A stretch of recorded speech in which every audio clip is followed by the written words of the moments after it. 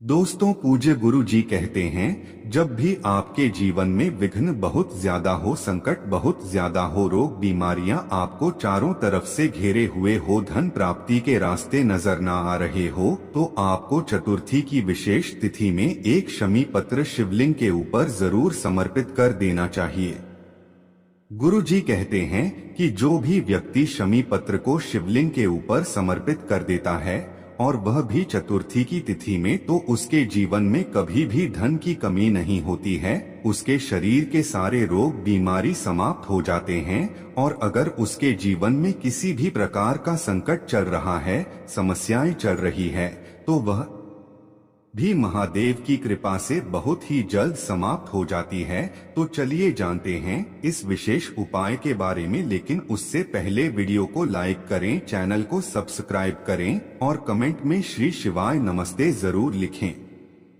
देखिए, ये वीडियो बहुत ही खास है क्योंकि हम सभी जानते हैं कि चतुर्थी की तिथि हमारे लिए बहुत ही महत्वपूर्ण होती है। चतुर्थी की तिथि भगवान गणेश को समर्पित होती है और भगवान गणेश को विघ्नहर्ता के रूप में जाना जाता है, यानी हमारे जीवन के जो भी विघ्न है, जो भी संकट है, वे सारेने के लिए भगवान गणेश को सर्वप्रथम पुकारा जाता है। इसलिए इस वीडियो में हम लोग पूज्य गुरु जी द्वारा बताए गए कुछ बहुत ही खास उपायों के बारे में जानेंगे, जो आपको सिर्फ और सिर्फ चतुर्थी की तिथि पर ही करना है। चलिए जानते हैं गुरु जी द्वारा बताए गए सबसे पहले उपाय के बारे में। ये उपाय आपके लिए खास इसलिए है क्योंकि यह एक उपाय करने से आपको धन की प्राप्ति भी होगी और रोग तथा बीमारियों से छुटकारा भी मिलेगा। वैसे पूज्य गुरुजी अपनी कथा में जो भी उपाय बताते हैं, उसमें रोग और बीमारी के लिए अलग उपाय होता है और धन प्राप्ति के लिए अलग उपाय होता है, इसीलिए यह उपाय खास है। इस उपाय के लिए आपको सिर्फ 9 शमी पत्र ले लेने हैं। 9 शमी पत्र लेकर आपको पहुंच जाना है शिव मंदिर। गुरुजी ने कहा कि अगर आपके पास शमी पत्र नहीं है तो शिवलिंग के ऊपर चढ़े हुए शमी पत्र को उठाकर जल से शुद्ध करके फिर आप उसका भी इस्तेमाल कर सकते हैं। देखिए, शमी पत्र भगवान गणेश को बहुत ही प्रिय होते हैं और चतुर्थी की तिथि में जब भी हम शमी पत्र शिवलिंग के ऊपर समर्पित करते हैं तो इससे भगवान गए भी प्रसन्न होते हैं तथा महादेव भी हमसे बहुत ही जल्दी प्रसन्न हो जाते हैं। अब यह 9 शमी पत्र लेकर आप शिव मंदिर पहुंच जाएंगे। गुरुजी ने कहा इस उपाय को आप इस चतुर्थी की तिथि में सुबह से लेकर शाम तक किसी भी समय कर सकते हैं। शिव मंदिर पहुंचने के बाद इन 9 शमी पत्र में से सबसे पहला शमी पत्र आपको शिवलिंग में जो श्री गणेश जी वाला स्थान होता है, वहां पर समर्पित कर देना है। शिवलिंग के दाहिने साइड में जो श्री गणेश जी का स्थान होता है, वहां पर एक एक करके यह शमी पत्र समर्पित करते जाना है और श्री गणेशाय नमः मंत्र का स्मरण करते जाना है। उसी स्थान पर एक एक करके 5 शमी पत्र श्री गणेश वाले स्थान पर समर्पित करने के बाद अब आपके पास 4 शमी पत्र बचे हैं। इन 4 में से 3 शमी पत्र आपको शिवलिंग के ऊपर समर्पित कर देना है और 11 बार ओम नमः शिवाय मंत्र का स्मरण कर लेना है। कौन से मंत्र का? ओम नमः शिवाय मंत्र का। इसके बाद अब आपके पास सिर्फ और सिर्फ एक शमी पत्र बचा। इस शमी पत्र को आप शिवालय की चौखट में रखेंगे। देखिए, जब आप शिवालय में बाहर से अंदर की ओर जाते हैं तो चौखट का जो दाहिना साइड होता है, यानी आपका जो राइट हैंड वाला होता है, उस साइड में आपको समर्पित करना है और जब आप अंदर से बाहर की ओर रहेंगे तो आपका उल्टा हाथ होगा, यानी आपका लेफ्ट हैंड होगा। चौखट के लेफ्ट हैंड साइड में आपको यह शमी पत्र रख देना है और साथ ही साथ एक दीपक प्रज्वलित कर देना है। घी का दीपक तैयार कर लीजिएगा, उसमें गोल रुई की बत्ती लगाइए और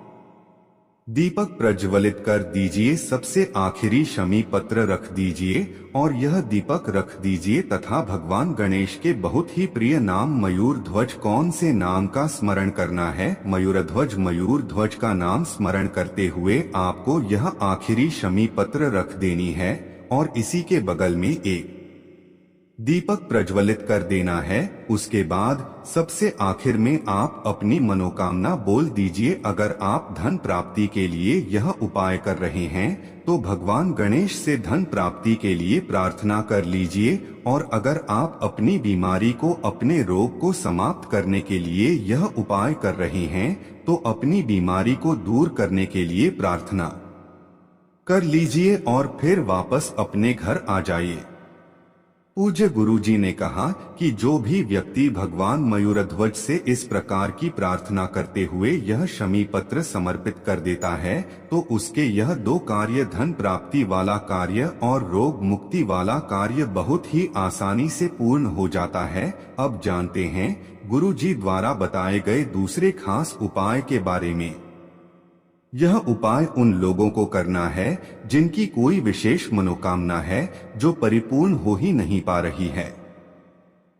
कई व्रत कर चुके हैं, कई अनुष्ठान कर चुके हैं, कई उपाय कर लिए हैं, सब कुछ करने के बावजूद भी अगर मनोकामना परिपूर्ण न हो पाए तो आपको चतुर्थी की तिथि में यह विशेष उपाय जरूर कर लेना चाहिए। इस उपाय के लिए आपको सिर्फ एक बेल पत्र ले लेना है और साथ ही साथ एक लोटा जल ले लेना है। लोटा तांबे का ले लीजिएगा और इसमें जल आप अपने किचन से ले लीजिएगा। और अगर आपके पास बेलपत्र नहीं है तो शिव मंदिर में जाकर शिवलिंग के ऊपर जो बेलपत्र छड़ी है उसको उठाकर जल से शुद्ध करके फिर आप उसका का भी इस्तेमाल कर सकते हैं। बस आपको ध्यान रखना है कि यह बेलपत्र कहीं से भी कटी फटी नहीं होनी चाहिए। आइए और बेलपत्र की डंडी के आखिर में जो दूर होती है यानी जो डंठल होता है वह भी नहीं होना चाहिए। फिर सबसे आखिर में आपको लेना है थोड़ा सा पीला चंदन, या फिर लाल भी ले सकते हैं या फिर सफेद भी ले सकते हैं। तीनों चंदन में से जो भी चंदन आपके पास हो उसको थोड़ा सा ले लीजिए और उसमें थोड़ा सा जल मिलाइए और इसे एक लेप की तरह तैयार कर लीजिए। और ये सारी सामग्री लेकर आपको पहुंच जाना है शिव मंदिर। पूज्य गुरुजी ने कहा कि इस उपाय को भी आप सुबह करना चाहे तो सुबह करने और शाम को करना चाहे तो शाम को कर ले। शिव मंदिर पहुंचने के बाद सबसे पहले आप जो एक लोटा जल लेकर आए हैं उस जल को धीरे धीरे शिवलिंग के ऊपर समर्पित करते जाइए और लगातार ओम नमः शिवाय मंत्र का स्मरण करते रहिए। फिर आप जो बेलपत्र लेकर आए हैं उसकी चिकनी साइड होती है उसमें आपको बिंदी लगा देनी है। आप जो चंदन लेकर आए हैं उस चंदन की बिंदी आपको तीनों पत्तियों में लगा देनी है। एक एक बिल्ली तीनों पत्तियों में लगा दीजिए और यह बेलपत्र अपने हाथ में रखिए और विश्व कामेश्वर महादेव से प्रार्थना करी है। कौन से महादेव से? विश्वकर्मा ईश्वर महादेव से प्रार्थना करिए कि आपकी ऐसी ऐसी मनोकामना है जो कई व्रत का करने के बावजूद, कई उपाय करने के बावजूद परिपूर्ण नहीं हो पा रही है। आपकी मनोकामना चाहे रुपए पैसों से संबंधित हो, चाहे व्यापार से संबंधित हो, चाहे किसी के विवाह से संबंधित हो या फिर जमीन जायदाद से संबंधित हो, या किसी भी प्रकार की मनोकामना हो जो परिपूर्ण नहीं हो पा रही है, तो उसको परिपूर्ण करने के लिए विश्व कामेश्वर महादेव से प्रार्थना कर लीजिए। और फिर यह एक बेलपत्र आप शिवलिंग के ऊपर समर्पित कर दीजिए। बेलपत्र की चिकनी साइड का हिस्सा शिवलिंग में दर्श करेगा और बेलपत्र की डंडी जलाधारी की तरफ रहेगी। फिर उसके बाद वापस अपने घर आ जाना है। पूज्य गुरु जी ने कहा कि विश्व कामेश्वर महादेव के नाम से जब भी हम लोग यह बेलपत्र शिवलिंग के ऊपर समर्पित करते हैं तो उसके कुछ ही हफ्तों के बाद या कुछ ही महीनों के अंतर्गत महादेव हमारी बड़ी से बड़ी मनोकामना को बहुत ही जल्द परिपूर्ण कर देते हैं। तो इस विशेष तिथि में आप इसे विशेष उपाय को जरूर करिएगा। अब जानते हैं गुरुजी द्वारा बताए गए सबसे आखिरी उपाय के बारे में, और यह उपाय आपके जीवन के संकटों को, समस्याओं को, विघ्नों को समाप्त करने के लिए है।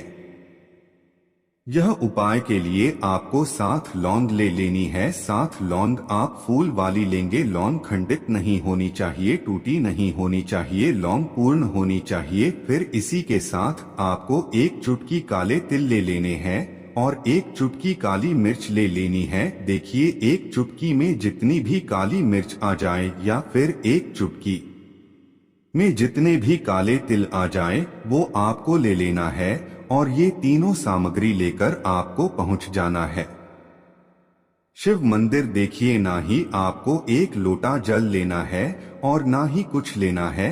अगर आप अपनी रोज की कोई पूजा करते हैं तो उस पूजा को जब आप कर ले तब आप इस उपाय को करिएगा। इस उपाय को भी आप सुबह करना चाहे तो सुबह कर लें और शाम को करना चाहे तो शाम को कर लें। शिव मंदिर पहुंचने के बाद जो शिवालय की चौखट होती है उस चौखट में आपको ये सारी सामग्री समर्पित कर देनी है। देखिए, चौखट के बाएं साइड भी आप समर्पित कर सकते हैं या फिर दाहिने साइड भी समर्पित कर सकते हैं।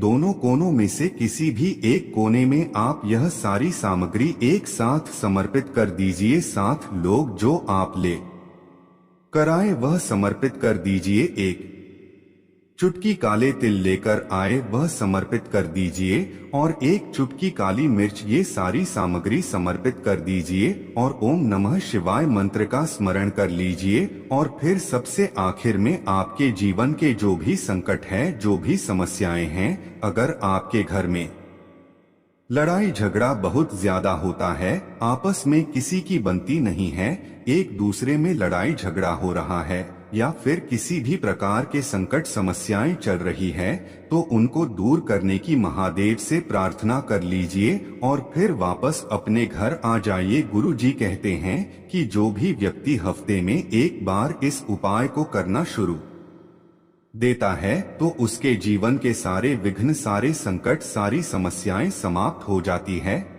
यह उपाय आप पूरे हफ्ते में किसी भी एक दिन कर सकते हैं। आप हफ्ते में एक दिन इस उपाय को करना आप शुरू करिए और कुछ हफ्ते लगातार करिए। आप स्वयं देखेंगे कि आपके जीवन के सारे संकट महादेव की कृपा से समाप्त होना शुरू हो गए।